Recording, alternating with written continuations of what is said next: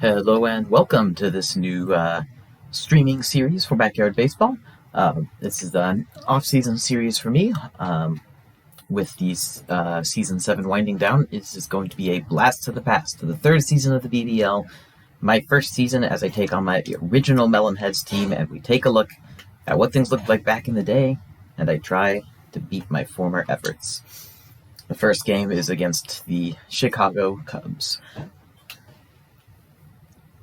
So, the third season of the BBL was a very interesting one, a very significant one in its history overall. It was a first season where we had 24 teams. The two seasons before had just 8 teams each. And so it was the first season where we had a full draft with all of the generics enabled. The only people not in the draft for the season were the 31 clones of the Pro Kids who were left out this time. So it'll be first season that was a draft more like the ones we have nowadays, but with a bit more restricted of a draft pool, which will somewhat affected what sort of kids got picked. But we also really didn't know how to draft them. At least most of us had no idea what we were doing. We didn't know how to build a defense yet. We didn't even know how to rearrange the files to set it at AI defense. So it'll be interesting and we didn't know a lot about hidden stats, which players were actually better at power, which ones could throw the ball, etc. So it was an interesting time of learning that. And so it'll be interesting to see what sort of players were considered good enough for early picks back then, who we might not suspect it now, or which players ended up falling a lot farther than they would fall these days. So we're going to start by just taking a look at the drafts of the teams in this game, just to see what they looked like there. Starting off with my team, the big priority I had in this draft at the beginning was getting kids that I knew, whether customs or backyard kids. And you can see that paying off as I ended up trading for back-to-back picks in the first round and using them to pick Ahmed Khan and Luan Louis. Now, in my defense, these were picks 22 and 23 in the first round, so there were not the better pro kids or any of the big four. No Jay Green, no Henri Deschênes, no Derek Jeter, no Sammy Sosa, etc. All of those were already off the table. Even the likes of Chico Papas or Mr. Clanky or Lindsey Philgate, those were all gone. So all the best players were gone. Ahmed and Lulu, I think, still were reaches, but they seem a bit more respectable in the context of not having the pro clones, only having one Jeter, one A-Rod, one Ichiro instead of 2 of each. And after that first round of picks, basically, I just went for the best I could. What looked to me good in every round. Veronica Lee, I think, is in the beginning of the third round, ends up holding pretty well. Ernie Steele in the end of the 5th round, pretty respectable pick, mostly because I had Steele Stadium as my home field. Without Steele, I think he's a worse pick, but with Steele Stadium, 5th round I think is pretty good, especially with the restricted pool. Brad Radke in the 6th is a defensible pick, maybe a bit early, I'm not sure. Good for defense, if not so much for offense. This was also the season where we each got to make our own custom player, so my custom player ended up being the 6th pick. I got lucky to have Scotty Roth and his laser arm on my AI team. Nobody knew at that time just how good that would be. And we'll go more over the custom himself later. You can see here I ended up sacrificing my 2nd and 4th round picks in order to get 2 first round picks. Probably not a great trade to make in retrospect, but oh well, that's how it turned out. Wing Quan was a big steal of my draft, and that was mostly because his stats were actually misrepresented on the original sheet that we drafted from. He was listed as having 5 hitting and 8 running when he actually has 6 hitting and 9 running. So I got a 9 runner in the 7th round with a restricted pool. That was a huge steal and definitely wouldn't have happened if the stats had been accurate. Then Chucky Flinder and Ben Olds in the 8th and 9th round. I was just trying to get as much value, somebody who was decent at something as I could in those rounds. Pickings were slim, and I think they were decent picks for the time then. Ben obviously has not been picked since then, with only 2 hitting and 4 running and decent arm, but nothing else to recommend him. Not the sort who's going to be picked when 31 extra players are in the draft. Chucky has gone later sometimes, earlier sometimes. In the modern meta, he would probably go sooner than the 8th round in this draft. But so, all things considered, I think a pretty good pick. Then for my opposition, the Chicago Cubs, there's a clear focus, if you look at this team, on hitting and pitching. Basically, everybody on the team is good at one or the other here, and I do think there's some reaches here. Earl Abbott, I think, is a reach in the first round, although not too much of one, especially given I picked Lulu. Not the greatest first-round pick. Matessa Sturgis in second definitely feels like a reach. Not super amazing at anything, kind of slow, but oh well. Now, Todd Helton is one that stands out as a good pick in retrospect. Third round, I think, is about where he's normally picked nowadays, even with the bigger restricted field. So in those senses, he's a bit of a steal. And nowadays, that's mostly because of his great arm and the fact that he locks to first base in the AI defense. We didn't know that then, of course, which is how he fell there. Lance Lambert, Nancy Chin definitely feel like reaches. Ronnie Dobbs, a decent pick. Jason Giambi, Perry Marks, Umberto Anders. None of those feel like really bad picks. Perry maybe even a bit of a steal in the 8th round in a no pro clone draft. I'm not sure about that. So all of these are respectably decent. Jason Giambi, maybe a bit of a reach, but not too much of one. So on the individual level, these seem good. The big problem here, as we'll see in their defensive screen, is that it's just too much focus on the same thing, bats and pitching and nothing else. So with all that in mind, it's about time, I think, to dial up the game itself.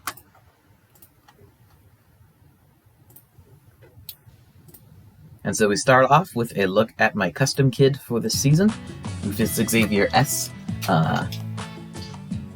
So the way the customs work this season, we each got to make a custom, but depending on their skills, they would be assigned a specific round in the draft that they went at.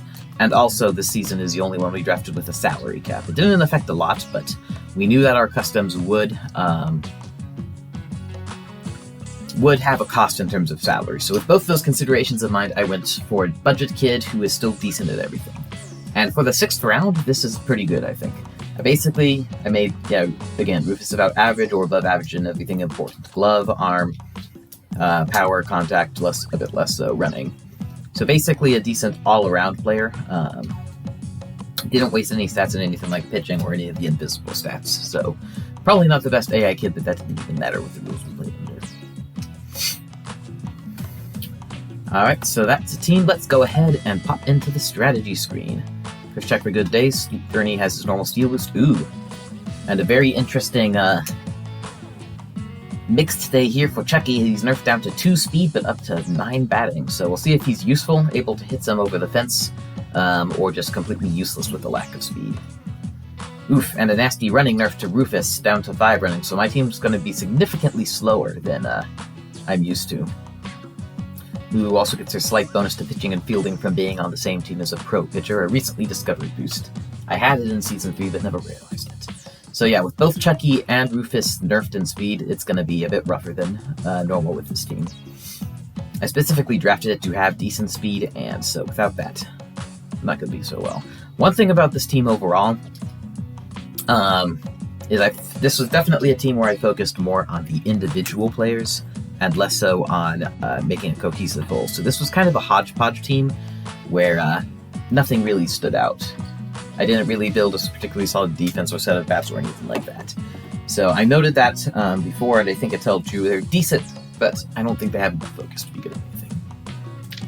The other thing about the season is it was the Chucky Flinder Ace Wilson season. I discovered his talents in the 2nd inning of the 1st game. He ended up being a pitching ace after that, so I'm definitely going to continue with that here.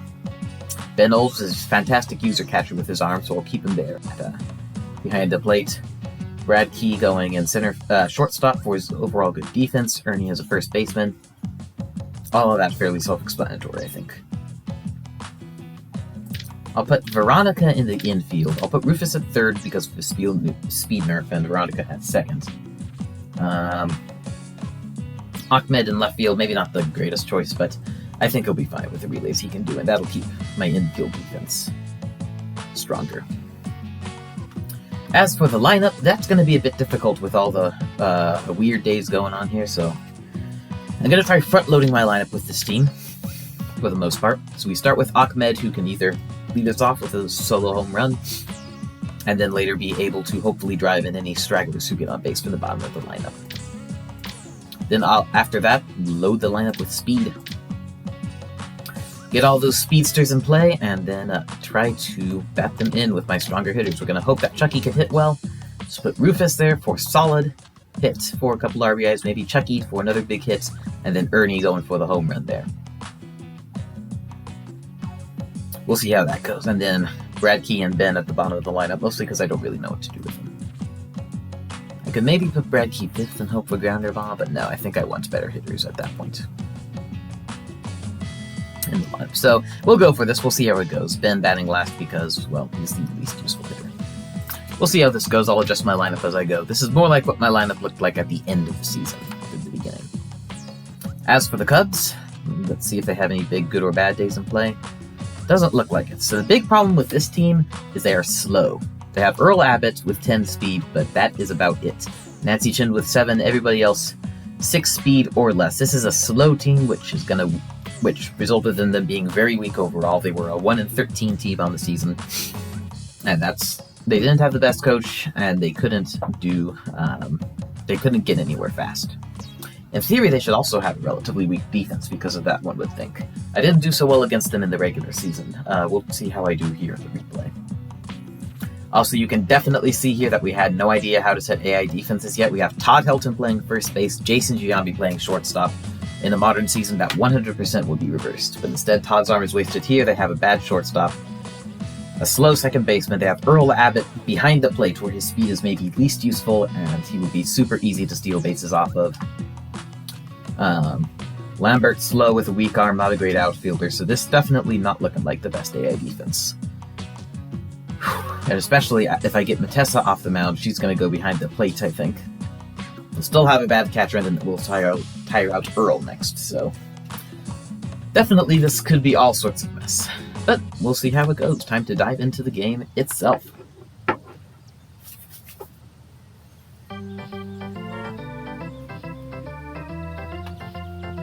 And Nancy Chin leading off for the Cubs, their second fastest hitter. Let's see if I can duplicate the successful run on the mound that Chucky had this season. He is at his full pitching strength for this game. The game decided to leave me with that, which is nice. On the other hand, his worst mound defense with only 2 speed could be a problem here. Chucky only has 2 pitches, a heat and the left hook, but he can throw them both for a long time. Other pitchers tire out faster. Chucky really doesn't, and that's one thing that made him such a valuable pitcher. And 1 up, 1 strikeout. A good start. Earl Abbott up next, probably the most dangerous hitter on this team, honestly. Just because he can actually beat me to the base, at least at this point, before he's gotten tired out trying to catch runners stealing. My original score against this team, when I first played them, was 4-1 for a +3. This team was coached by a coach named Alcy, who had joined in Season 2, taking over a team that someone else drafted. He then in Season 3 drafted 2 teams, and then ghosted us before the first week, leaving someone else to take over them, thus completing the circle. So, P. Sanchez 55's dad ended up taking over this team.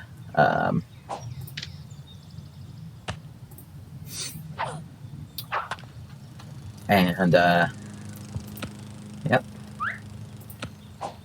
Lambert hits one towards the left, but Ahmed and Brett are able to relay it to barely get him out. So, going into the bottom of the first, no score yet. Anyway, yes, so for this first game, I won the overall matchup. I believe the final score was 3-4. The performance the Cubs made would have beaten me normally. I think it was a +6, but then they had a 10-run penalty for submitting late because of Alcy ghosting us, and boom! Nice outfield hit for Ahmed. Unfortunately, not quite a leadoff home run. It bounces off the truck, and one of their better arms, Ronnie, has it. So, a leadoff single for Ahmed. Anyway, so yes, Cubs got a 10-run penalty in this overall matchup for submitting late, and that gave me the win. A somewhat undeserved win in my first game as Melonheads coach. Luan Louie now up for this team. Normally I would bunt that, but I want to go ahead and steal second base first. Not difficult with Earl Abbott behind the plate.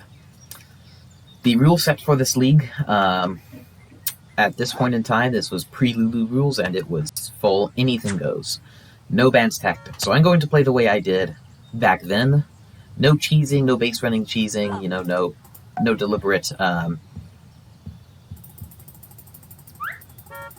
no deliberate setting up power-ups or letting runners on base, stuff like that. but I will use bunts and power-ups, which are illegal in our current rule set. Unfortunately, Lulu was unable to be successful. Here, Bat bunted it just a bit too well, and too close to first base, so Matessa just barely threw it out. In our current rule set, all swings are enabled except bunt, which is banned, for presumably for being a bit too consistent.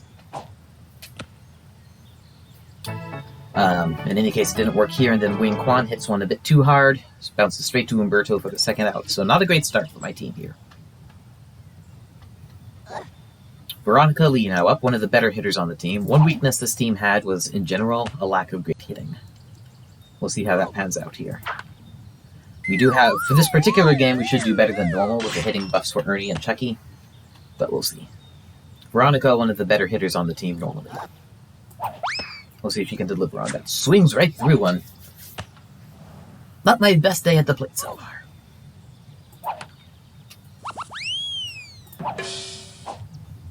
Fouls one off to keep the at-bat alive. Tempting one, but we take it. I believe a single here would bring up Rufus, and then we would see if he could drive in some runs. If Veronica's out here, then we have Rufus, Chucky, and Ernie coming up next, which is not a great way to start off an inning. And a nice poppy hit by Veronica there, but Chin is, off the shed.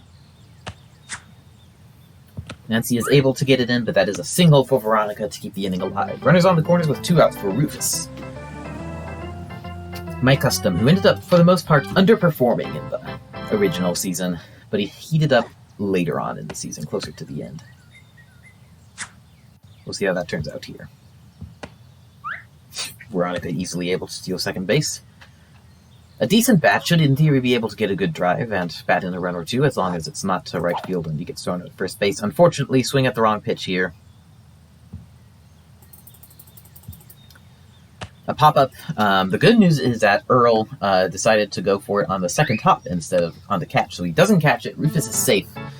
What I should have done there was send Ahmed home. Unfortunately, I didn't think to do that in the moment.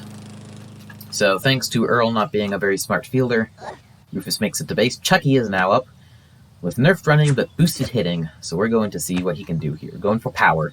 A bomb would be best here, otherwise Rufus getting thrown out at second is too much of a threat.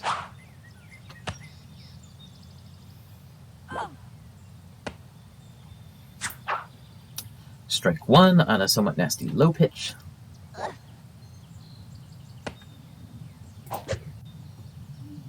Three and one the count for Chucky. A walk is not...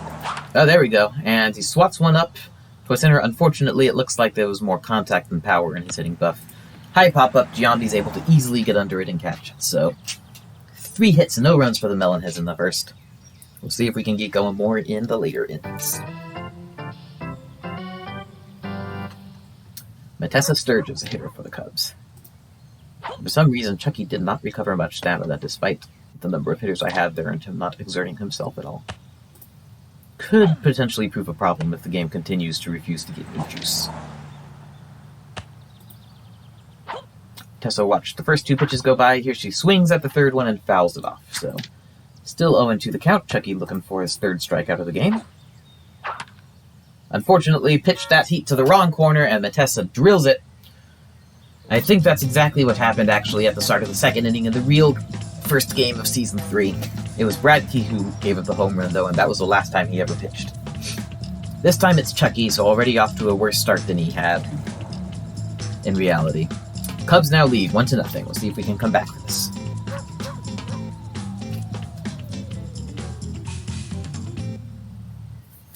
Definitely a mistake to throw that heat in the upper outside corner.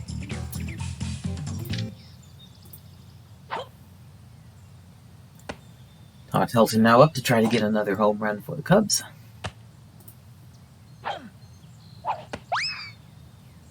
Swing and a miss, 1-1 the count. So an excellent start for Chucky here as he pitched a perfect first, but then that home run to Matessa kind of puts a different swing on things here. Line drive by Helton to up the first baseline, but Ernie is there and catches it for the first out. Ronnie Dobbs, a hitter.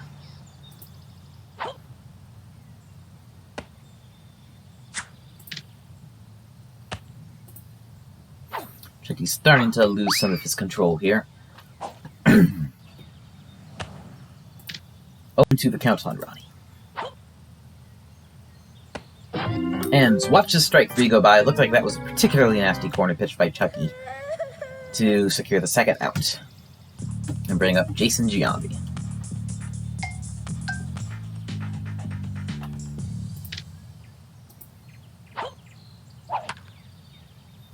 And another heater in that corner. Hit well, this time though a line drive up towards center field. Lulu is not able to catch it, but we're able to get it in for just a single. Perry Marks then is a hitter. The good news is, from that last strikeout, I did get him more juice for Chucky, so he can use that probably in the start of the next inning.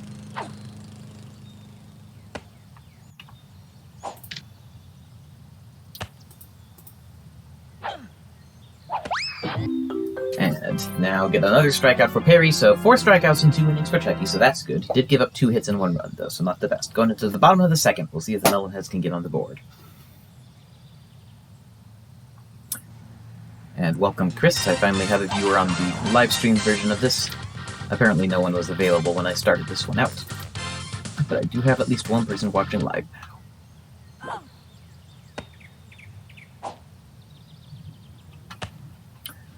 Low and away for ball 1 on Ernie. Ernie with a steal boost can smack the ball over the fence given the right pitch, which is really one to the outside edge here. As I discovered when I participated in the Backyard Kid tournament with him. We'll see if I get such a pitch here. Doesn't look like it. We'll swap to line drive for a more reliable hit and hopefully getting on base.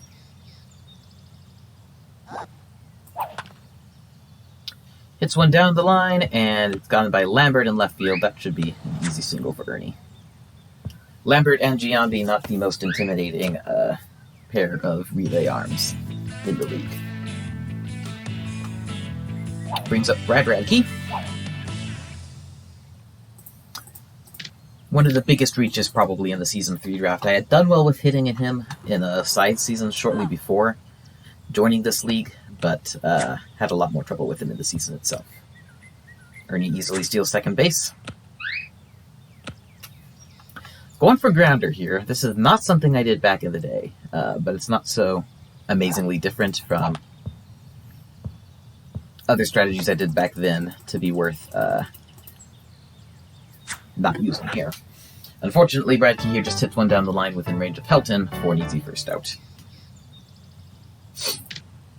Ben Oldzen, one of the dud hitters that I have in Season 3, the sort of player that has not been drafted since, because the introduction of the Pro Clones made players this week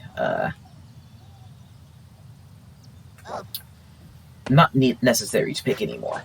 I'm going to copy the strategy I used with Ben back in Season 3, which is to not swing out of the ball at all with him until there's 2 strikes. Just using track of the pitch count, but also try to get on base. Unfortunately here I chased an inside pitch for the second out. So nobody, 1 on, 2 outs here. Ahmed Khan, the hitter, will see if he can bat Ernie in and get us on the board here. Or if the second inning turns out to be quiet as well.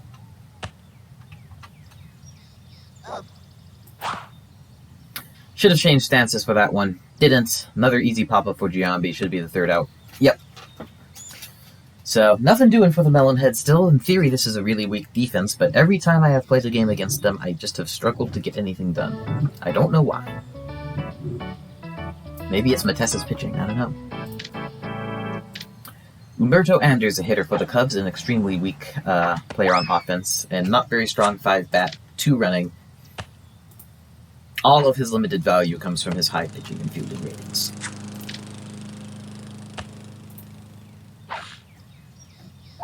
And Chucky indeed has little trouble striking him out for his 5th K of the day.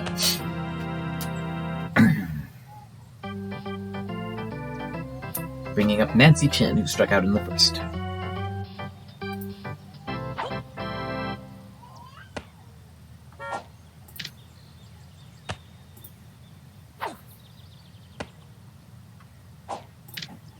Owen to the count. And let's see if we can get her out again. Swing and a miss for strike 3, Chucky's 6th strikeout of the game. I have not pitched with Chucky since Season 4, and it's fun to be striking out players left and right with him. We'll see how well that holds up as the season goes along. Chucky did lead the league in strikeouts in Season 3 with, I think, 105 as part of his Ace Wilson campaign. Earl Abbott, the hitter now, who also struck out in the first, misses with a bunt. Let's see if we can make it a 3K inning. Earl watches one go, but that's because it's a ball. Let's see, can Chucky throw any of these special pitches well? No. I would have gone for the strikeout with one of those if so. His bad day on running makes it worth it. Instead, Earl just swings through a heater. So Chucky retires aside in the third inning, going into the bottom. Still 1-0 Cubs. Let's see if we can change that with all my speedsters coming up to bat.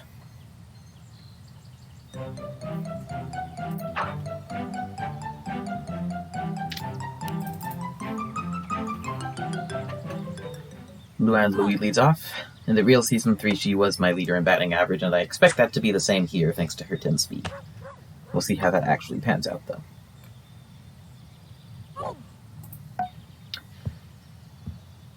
Without the restrictions on here, I am going back to the old bunt strategy that I used with Lulu successfully in Seasons 3 and 5. And this time it works out. Easy single, Wing Quan the hitter now. Something new I'll be doing is groundering with Wing.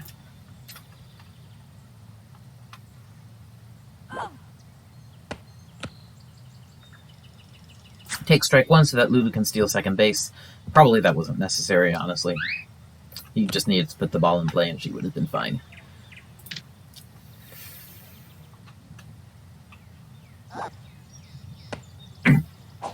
Then takes ball one as Lulu steals third base, I thought, but no. Earl musters a better throw and Lulu is tagged out at third.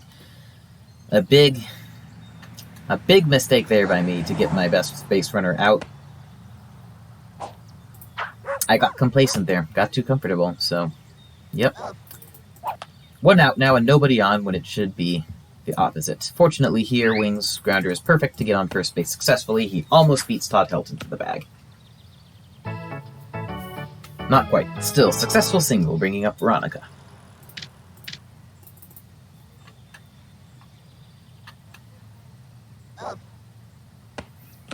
Take strike one, Wing taking second base. I now know that going for third base is not such a good idea, but second is still at least easy to steal.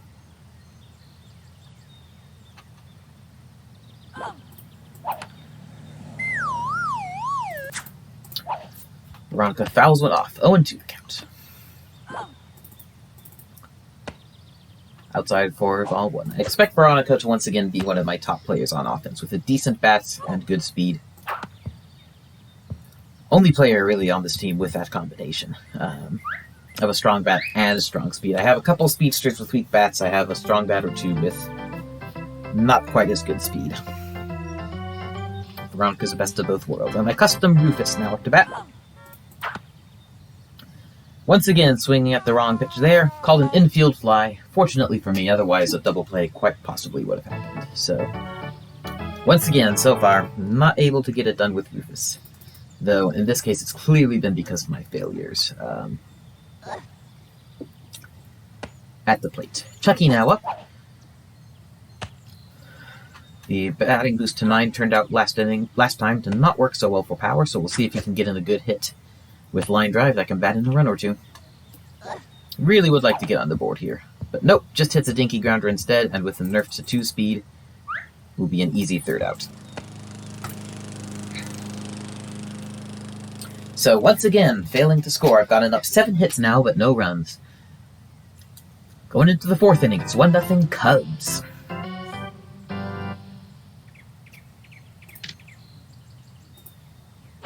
Lance Lambert, the hitter.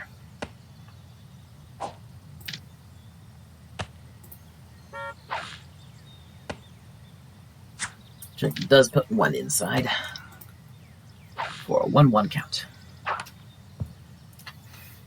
Learn my lesson, I'm not going to pitch a heat to the outside corner on a power hitter again. Lambert hits a pop-up down the line. Maybe hit just far enough. Ben lasers it to first, but it's already too late. He hit it just far enough, and Rufus did not move from third base. So, Single for Lance to start off the inning for the Cubs, bringing up Matessa, who hit a solo shot in the second inning. Another home run by her here would be disastrous and put me in serious danger of losing to the AI.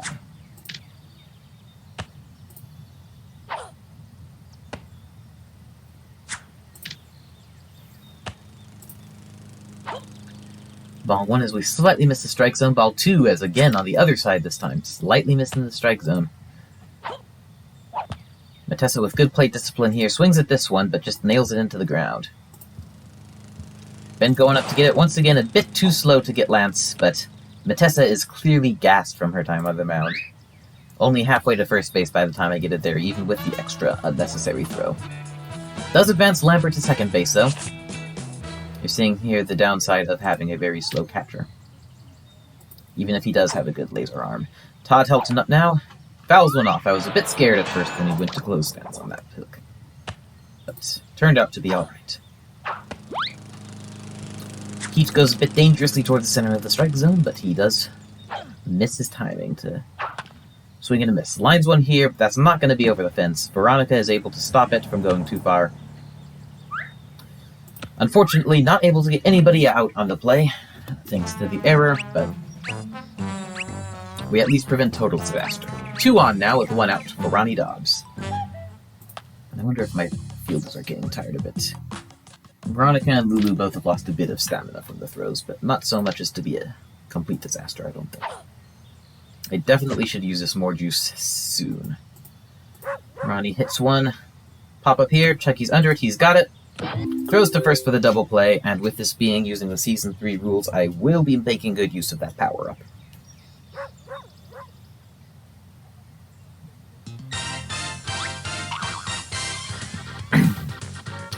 Ernie Steele leading off. Did get on base with a single in the second inning. Nobody else after him got anything done on offense, so that was wasted, but let's see if he can similarly start the inning off well here. Umberto Anders now comes on to pitch. I was wrong. I thought Earl Abbott would come on. Either he's gotten too tired from his throws from behind the plate, or else, for whatever reason, the algorithm decided on Umberto instead. In any case, that puts Matessa at second base, where she'll be similar probably to Umberto. Probably with a bit weaker arm, but similarly very slow.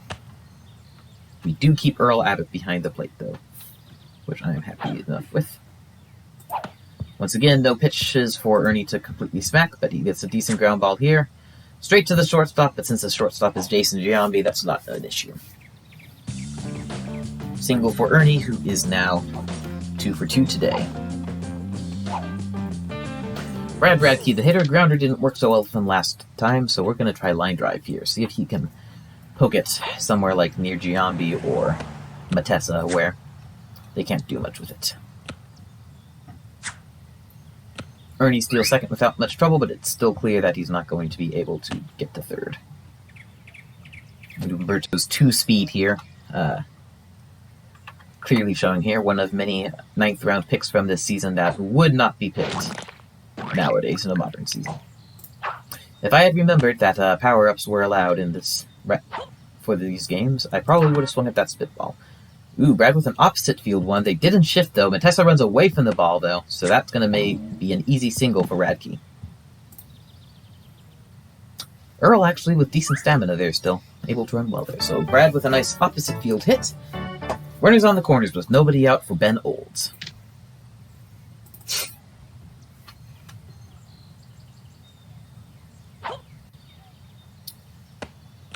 Indeed, as is mentioned in the chat here on the live stream, this is the Melonheads before I adopted the now standard green and pink uniforms for them.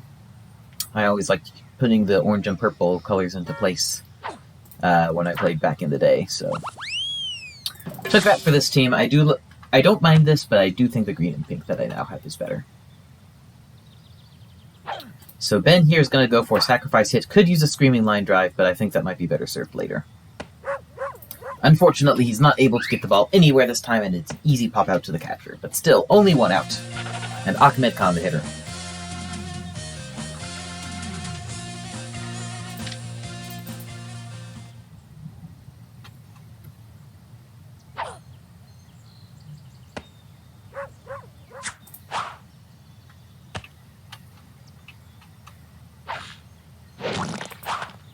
A spitball that Ahmed is able to make contact with, but unfortunately the contact is a line drive straight back to the pitcher for the second out. So this is looking to be another Washington inning, but fortunately for this, I can use the screaming line drive, with Luan Louis should be successful.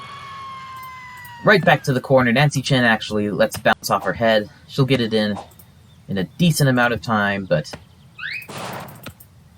not enough. Lulu barely dodges a tag at second base, and Brad Key and Ernie both score. So it is now 2-1 Melonheads. We are finally on the board.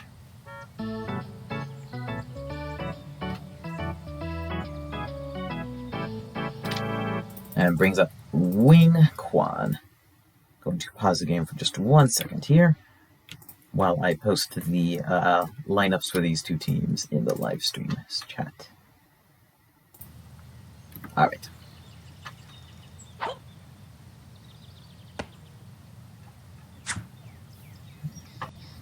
So now my viewers watching along live can see where everybody was taken on these teams in the draft back in Season 3. 2 into the count on Wing. Make that 3 into. Umberto may be starting to lose his control here on the mound.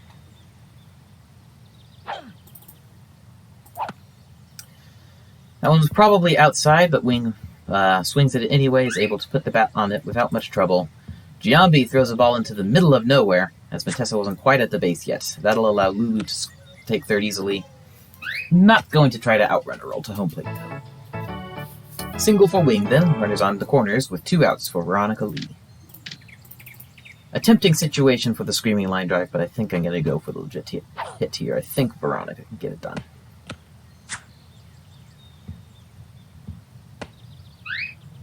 Stealing second base with Wing first, though, so runners on second and third now. Gonna take that one, doesn't look too... Actually, that was probably a pretty good one. 0-2 the count now. That'll be high for ball 1.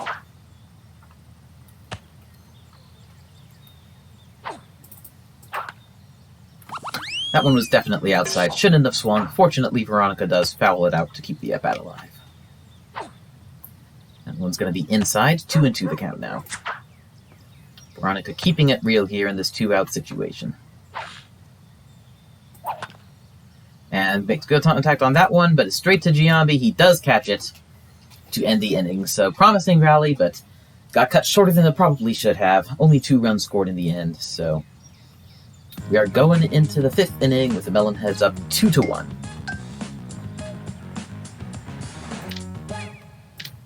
Jason Giambi, now the hitter, has a single on the game as well as being a menace at shortstop, surprisingly enough.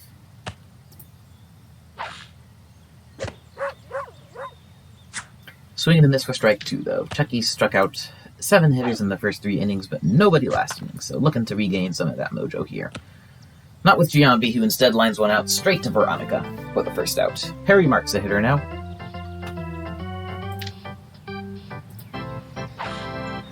Oh for 1 today. He did provide a strikeout back in, I think, the 2nd inning.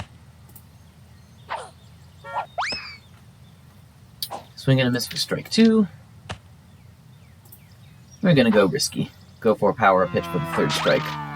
Slow-mo usually trips the AI up, and this case is no exception. Perry strikes out for the 2nd out, bringing up Umberto Anders, who also struck out his first at-bat, which I think was in the 3rd inning. Use a juice now, get Chucky all full on that. Should be enough to last him the rest of the game, unless things go horribly wrong. This one's a ground ball towards 3rd. Rufus gets it, and you can see there he had somewhat above average height, I guess, as a custom player, and a pretty solid arm as he gets it to Ernie easily for the 3rd out. Bottom of the 5th, our last chance to score. We need to score 2 runs here in order to break even with my original score in this game. We'll see if we can get it done. Rufus and Chucky are the first 2 hitters, and their running nerfs are going to make that a bit tricky. Rufus with a nice opposite field shot. Too bad that couldn't have come in his at-bats with people on base. Would have been nice for getting people closer to home as is. It's going to just be a single for him. With 5 speed, I'm not going to run on Ronnie. That's a runner on first with nobody out for Chucky Flinder and his boosted hitting and nerfed running. Neither power nor line drive worked very well. We're going to go line drive because I don't think he can power hit this game. A bit of a tempting one, but what's going to happen even if I do hit it there? Want to get Rufus to second if I can. Fortunately, with Earl Abbott behind the plate, I can. So that rules out the possibility of a double play. And will be a nice setup to use my screaming line drive on later on in the inning.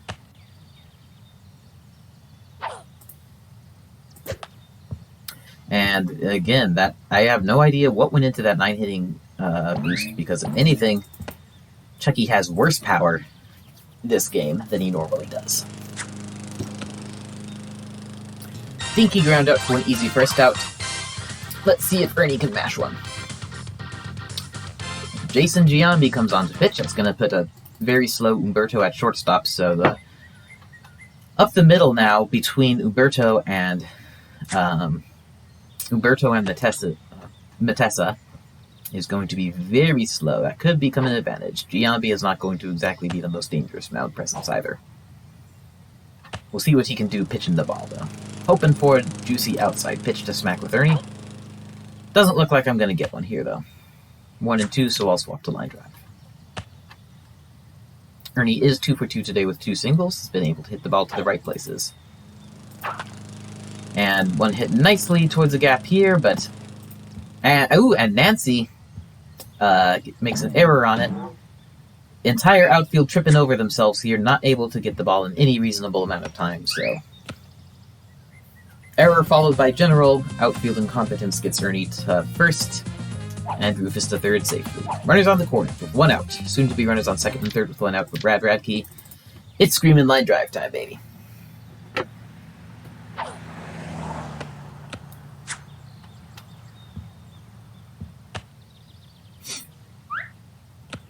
At this point, Earl's fielding is weak enough that probably most of my team could steal even third base successfully. Brad with a screamer to right field. It'll take Ronnie a little while to get to that, enough for at least 1 run to score.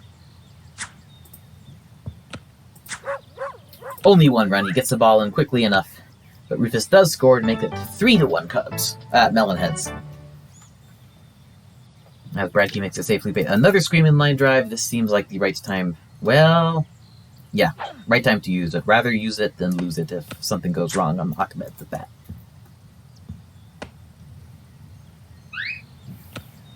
Ben will get his chance to shine here.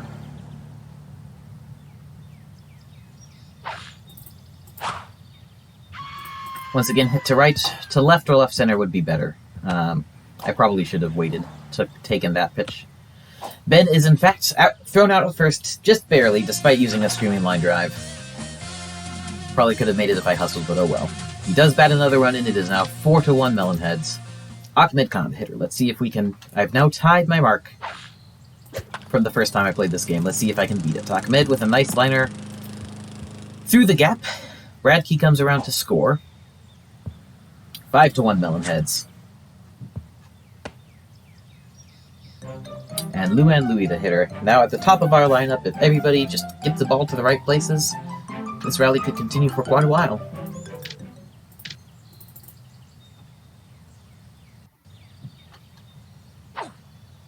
We shall see, though. Low for ball 1. Ahmed gets to take second base without trouble.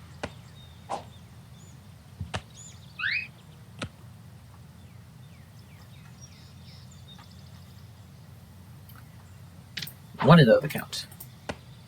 Lulu goes for the bunt, but misses as I got a bit distracted there. But now Ahmed is able to steal third base successfully. Earl has tired a long way from the time when he threw Lulu out at third. 1-1 the count. 1-1 the count on Lulu. 2-1 now.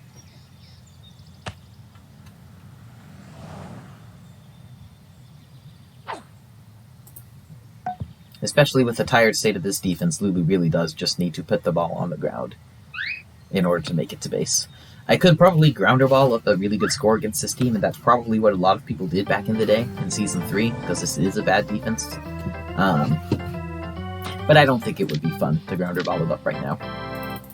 I'll grounder with wing because he's fast. That's his strategy. But with better hitters, I'm still going to try to hit the ball well and drive in runs through the gaps because that's just more fun. And that's how I played in Season 3, so something closer to how I played then, if not exactly identical, is better just for the purposes of comparison.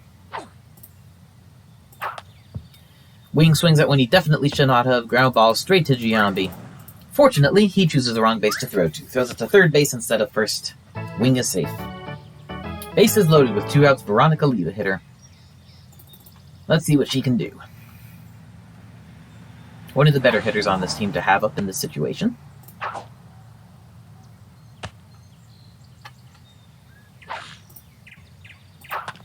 And blasts one up the middle. That is going to land. It is going to be safe as well. I was a bit worried there at first that Nancy would just throw it to second, but nobody even got to second base before Wing did. 2 more runs able to score. It's now 7-1 Melonheads. One of my patented 5th inning rallies comes into play here.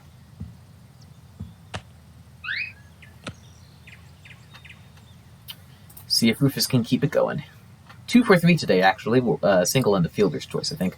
Lance Lambert now pitching. Interesting. Jason Giambi now playing left field.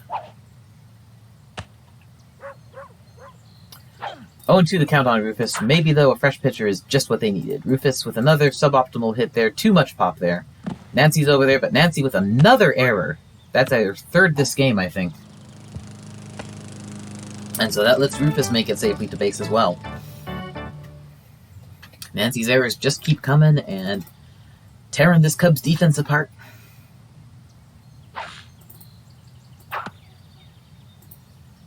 Chucky swings at the first pitch, which in retrospect wasn't such a great idea.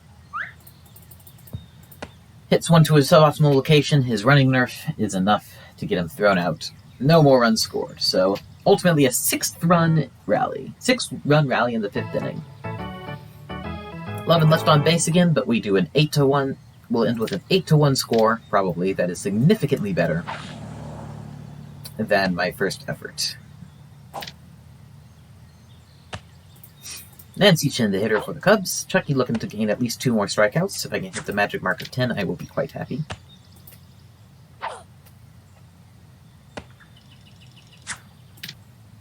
Unfortunately, Chucky having trouble hitting the strike zone at the moment. That's not helpful at all. There you go, strike 2. Chin with 2 strikeouts already on the game. Let's see if we can make that 3. We can, as she doesn't even try to swing at the ball.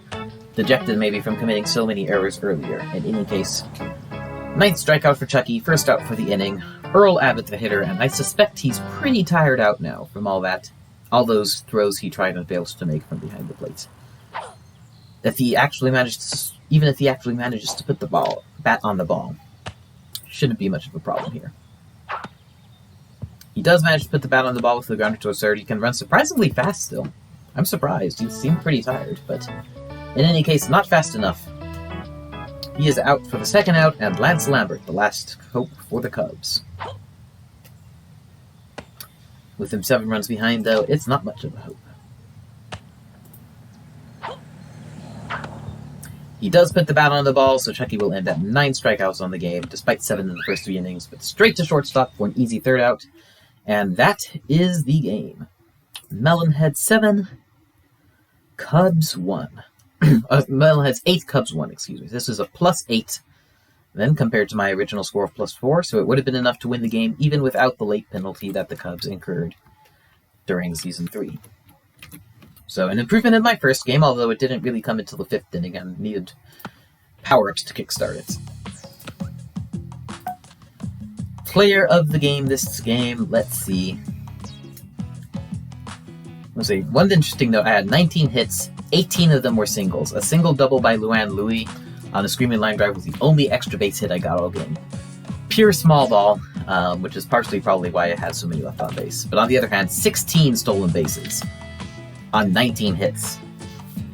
That's a pretty good picture for you of how this game went. Player of the game is going to have to be Ernie Steele. 3 for 3, the only player on the team to not get out at all during the game. 3 singles and scored 2 of those times. He didn't bat any runs in, but nobody batted in more than 2. A true team effort here. Chucky, on the road to try to replicate his Ace Wilson season, didn't do the best, giving up 4 hits, 1 run, only striking out 9, definitely short of his best efforts in his successful run, but we'll see how that goes as the season unfolds. Next time, Melonheads go to take on the Milwaukee Brewers in a matchup that we won originally. Game at Sandy Flats should be an interesting time whenever I do that next. Until then, thanks for watching. See ya.